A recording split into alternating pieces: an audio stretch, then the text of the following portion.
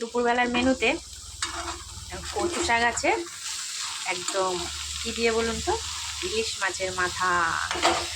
এবছরের প্রথম ইলিশ মাছের মাথা দিয়ে কচু শাক বানাচ্ছি। ইলিশ মাছ খাওয়া হয়েছে বছরে, কিন্তু কচু শাক দিয়ে খাওয়া হয়নি। এটা হয়ে গেছে, নামিয়ে নেবো। আর সবই ইলিশের পদ, আজকে 3 রকম পদ করেছি, সবই ইলিশের পদ। এটা বেগুন ভেজে রেখেছি, ইলিশ মাছ ভেজে রেখেছি, আর এদিকে ঝোল ফুটছে আলু দিয়ে।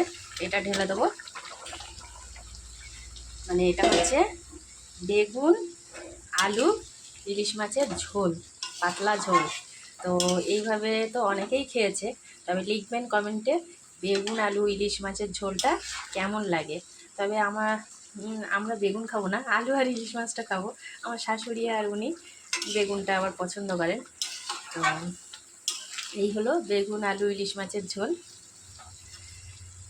আমার বোন কিন্তু আর একদমই খায় না, মানে এই মাছের ঝোলই খাবে না। এমনিও কাঁটা মাছ খেতে পারে না, তার উপরে আবার এই বেগুন দেওয়া। আমার কিন্তু ঝোলটা খেতে বেশ ভালো লাগে। তো আর এক রকম ইলিশের পদ আছে, মানে ইলিশেরই ইলিশ। তো সেটা কি বলুন তো, জানাবেন অবশ্যই, সেটা পরে দেখাবো খাওয়ার সময়।